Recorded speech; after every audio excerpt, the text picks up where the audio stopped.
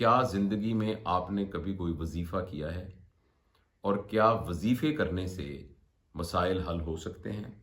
क्योंकि बहुत सारे लोग बताते हैं कि ये पढ़ें तो ये हो जाता है, ये अल्फाज पढ़ें तो ये हो जाता है। ज़ाती तौर पर मैंने कभी कोई वजीफ़ा नहीं किया और मैं मुसलमान हूँ और मैं यानी उसी जो कुरान पाक और नबी करीम सल्लल्लाहु अलैहि वसल्लम की जो सुन्नत है, उसको मैं उसका तालिब इल्म हूँ, मैं उसको पढ़ता रहता हूँ और उसके अंदर जो हदायत हैं उनको तो मैं ज़रूर अपने मद्देनज़र रखता हूँ और ज़हन में रखता हूँ।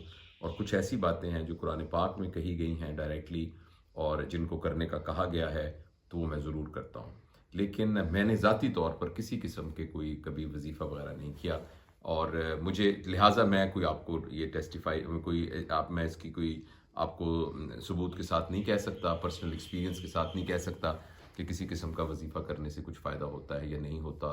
बहुत सारे लोग कहते हैं कि होता है, बहुत सारे लोग कहते हैं कि नहीं होता। मगर वो ये होना ना होने के पीछे जो मैंने अंदाज़ा लगाया है, वो उनका इस पर दारोमदार है कि वो किस फ़ेथ सिस्टम को फ़ॉलो करते हैं। क्योंकि हमारे यहाँ भी जो कुछ फ़ेथ के लोग जो हैं वो बिल्कुल इसको कहते हैं इसका कोई ताल्लुक नहीं है और कुछ लोग कहते हैं कि इसका कोई ताल्लुक है। अलबत्ता मैं एक साइंस के स्टूडेंट की हैसियत से आपको ये ज़रूर बता सकता हूँ, कुछ बातों पर हमने पहले ज़िक्र किया है, एक लॉ ऑफ अट्रैक्शन है। उसके मुताबिक आपके अंदर जितनी पॉजिटिविटी होगी और किसी चीज़ के बारे में आपका जितना पक्का यकीन होगा, तो वो इर्द-गिर्द के जो हालात हैं, वो उस यकीन की पावर की वजह से वो आपके हक में यानी होना शुरू हो जाते हैं। और उसको वो लोग जो एनर्जी के डेफ़िनिशन के साथ बयान करते हैं, वो ये कहते हैं कि इंसान भी एक एनर्जी है बुनियादी तौर पर। और जो एनर्जी है, उसके अंदर एक वाइब्रेशन होती है और उस एनर्जी की जो वाइब्रेशन है, उस वाइब्रे और जो बाकी बाहर की चीज़ें हैं, उन अवामिल की भी वाइब्रेशन होती है। और जब ये वाइब्रेशंस आपस में मैच कर जाती हैं, तो वो फिर एक दूसरे को अट्रैक्ट कर लेती हैं। तो लॉ ऑफ अट्रैक्शन के बारे में बहुत कुछ लिखा गया है। मैंने भी थोड़ी सी बात एक दफ़ा करने की कोशिश की थी।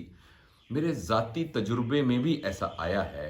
वो बहुत ऑथेंटिक तजुर्बा नहीं है, मगर मैंने ये देखा है कि जिस चीज़ के बारे में मुझे पक्का यकीन हो जाए और जिस चीज़ के बारे में मैं कन्विंस हो जाऊँ, चाहे वो मेरी जो कन्विक्शन और कन्विंशन जो मैं कन्विंस हो रहा हूँ, उसकी बुनियाद कोई साइंटिफिक की बात हो, यानी कोई डाटा ही हो जिसकी बुनियाद पर मैं कॉन्फिडेंट हूँ।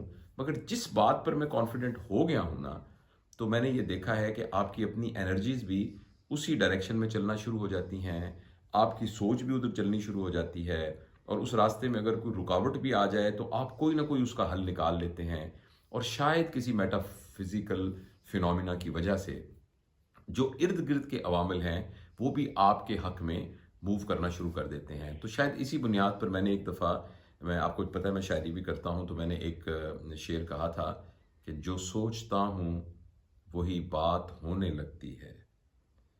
जो सोचता हूँ, वही बात होने लगती है। जुड़ा हुआ है ज़माना मेरे गुमान के साथ।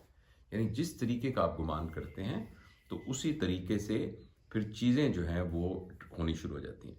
क्या अब वज़ीफ़ों का इसके साथ कोई ताल्लुक है या नहीं, ये आप खुद तलाश कीजिए। और वैसे देखिए ज़िंदगी में तो बड़ा आसान है, आप तजुर्बा करके देख लीजिए। जिस चीज़ के बारे में आपको डाउट है, तो आप उसको एक्सपेरिमेंट करके देख लीजिए, तो आपको पता लग जाएगा। और ख़ास तौर पे ऐसा एक्सपेरिमेंट जिसमें कोई नुकसान नहीं है, तो उसको तो आप ज़रूर करके देख लीजिए। तो आपके सवाल का मेरी आपके दोनों सवालों का जवाब ये है, नंबर 1, मैंने ज़िंदगी में कभी कोई वज़ीफ़ा नहीं किया, लेकिन मैं आपको मना नहीं कर रहा। अलबत्ता मैं एक प्रैक्टिसिंग मुस्लिम हूँ। प्रैक्टिसिंग से मुराद ये है कि जो भी टूटा-फूटा मतलब है मेरी उसमें इस्तिताअत के अंदर है, तो यानी ये कि मैं नमाज़ रेगुलर पढ़ता हूँ और जो दूसरी इबादत हैं उसके ऊपर वो अमल करता हूँ।